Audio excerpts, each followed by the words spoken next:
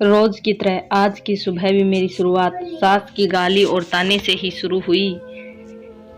मीना रोज रोज के झगड़े से तंग आ चुकी थी, लेकिन वह और कर भी क्या सकती थी। उसे तो सुनना था। वह चुपचाप सास ससुर और पड़ोसियों के ताने सुनती और रोती रहती। मीना की शादी दिनेश के साथ 7 साल पहले हुई थी, लेकिन मीना अभी तक मां नहीं बन पाई थी। इसके चलते उसे बांझ जैसी उपाधि मिल गई थी। राह चलती औरतें भी मीना को तरह तरह के ताने देती और बांझ कहकर चिढ़ाती। मीना को यह सब बहुत खराब लगता, लेकिन वह किस किस का मुंह बंद करती। आखिर वे लोग भी तो ठीक ही कहते हैं। मीना सोचती है, मैं क्या करूं, अपना इलाज तो करा रही हूं। डॉक्टर ने लगातार इलाज कराने को कहा है, जो मैं कर रही हूं, लेकिन जो मेरे वश में नहीं है उसे मैं कैसे कर सकती हूँ। एक दिन पड़ोस का एक बच्चा खेलते खेलते मीना के घर आ गया।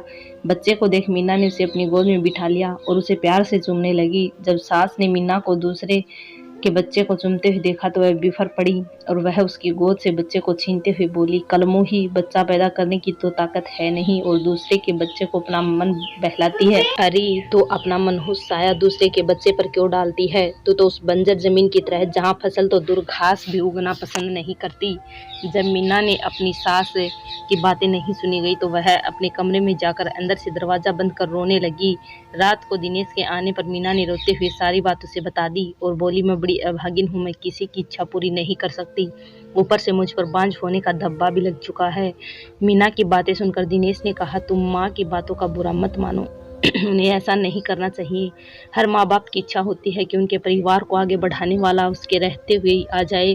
तुमसे यह इच्छा पूरी नहीं होते देखकर माँ ने उल्टी सीधी बातें बोलती हैं, पर तुम चिंता मत करो, तुम्हारा इलाज चल रहा है, तुम जरूर माँ बनोगी। मीना बोली, मेरी एक सहेली थी, वह भी बहुत दिनों बाद माँ बनी थी। माँ बनने में देर होते देखकर जब उससे अपना इलाज कराया तो जांच में उसमें कोई कमी नहीं पाई। कमी उसके पति में थी। जब उसके पति ने इलाज कराया तभी वह माँ बन सकी। हो सकता है उसी की तरह आप में भी कोई कमी हो, इसलिए मैं चाहती हूँ कि आप भी एक बार अपना इलाज करा ले। मीना की बात सुनकर दिनेश भड़क उठा, मुझ में भला क्या कमी हो सकती है? मैं तो बिल्कुल ठीक हूँ, मुझ में कोई कमी नहीं है। मेरी चिंता छोड़ो, तुम अपना अच्छी तरह इलाज कराओ। मैं मानती हूँ कि आप में कोई कमी नहीं है, लेकिन तसल्ली की खातिर मीना ने सलाह देने के ख्याल से ऐसे कहा, लेकिन राजेश ने उसकी बात को बीच में ही काट दिया। नहीं मीना, तसल्ली वगैरह कुछ नहीं, मैंने कहा ना कि मुझ में कोई कमी नहीं है।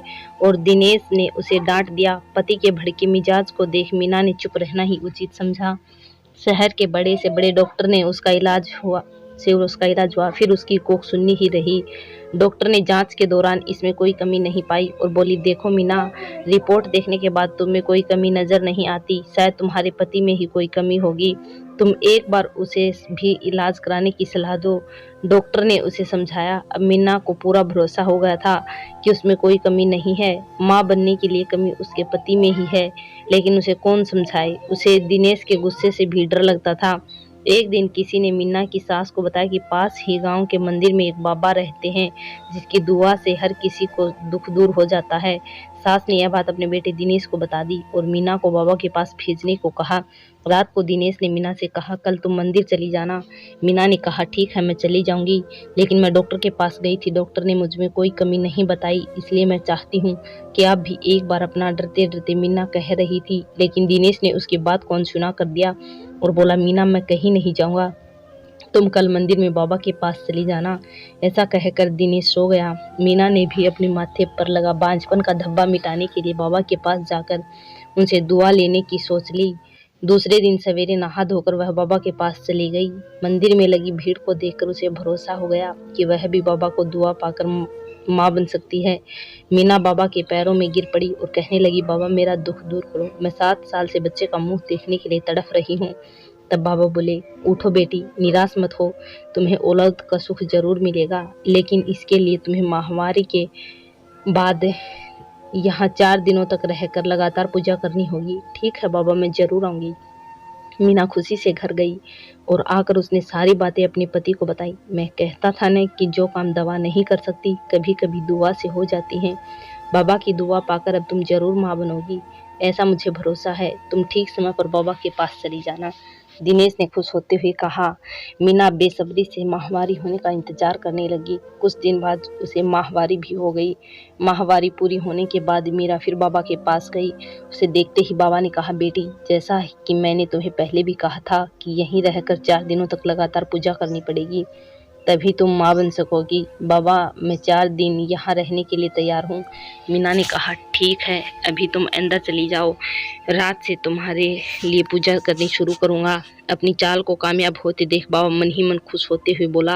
रात को बाबा ने मीना से कहा, बेटी, इस पूजा के दौरान कोई भी देवता खुश होकर तुम्हें औलाद दे सकता है। इसके लिए तुम्हें सब कुछ चुपचाप सहन करना पड़ेगा, नहीं तो तुम कभी माँ नहीं बन पाओगी। जी बाबा, मैं सब कुछ करने को तैयार हूँ, बस मुझे औलाद हो जानी चाहिए। मीना के इतना कहने के बाद बाबा उसे एक कोठरी में ले गए जहाँ हवन कुंड बना हुआ था। उसमें आग जल रही थी। बाबा ने उसे वहीं पर बिठा दिया और वह भी बैठकर जाप करने लगा। कुछ देर तक जाप करने के बाद बाबा ने कहा, मीना, देवता मुझ में समा चुके हैं। वह तुम्हें औलाद का सुख देना चाहते हैं, इसलिए तुम चुपचाप अपने बदन के सारे कपड़े उतार दो और औलाद पाने के लिए मेरे पास आ जाओ। वह तुम्हें दुआ देना चाहते हैं। मीना ने यह सोचकर कि बाबा में देवता समा चुके हैं और देवता जो भी करते हैं गलत नहीं करते, इसलिए उसने अपने बदन के सारे कपड़े उतार दिए। अब बाबा उसके अंगों से खेलने लगा। बाबा ने कहा कि देवता जो भी करने को बोलेंगे उन्हें तुम मना नहीं करना, वरना तुम माँ नहीं बन पाओगी। मीना ने बच्चे की चाह में हाँ में हाथ सर हिलाया और उसे दुआ देने के लिए नाम पर उसकी इज्जत पर डाका डाल दिया। 4 दिनों तक लगातार बाबा ने इस पूजा के बहाने मीना से संबंध बनाए। 5वें दिन बाबा ने कहा, मीना बेटी, हमारी तपस्या पूर्ण हो गई है और पूजा भी पूरी हो गई। अब तुम जरूर माँ बनोगी, तुम घर जा सकती हो। बाबा की दुआ लेकर वह खुशी खुशी घर लौट आई। 9 महीने बाद मीना माँ बन गई। उसे बाबा की दुआ लग गई थी। उसके माथे से बांझपन का धब्बा मिट चुका था। घर के सारे लोग बहुत खुश थे। दिनेश को अब पूरा यकीन हो गया था कि उसमें भी बाप बनने की ताकत है, लेकिन सच्चाई से सभी अनजान थे।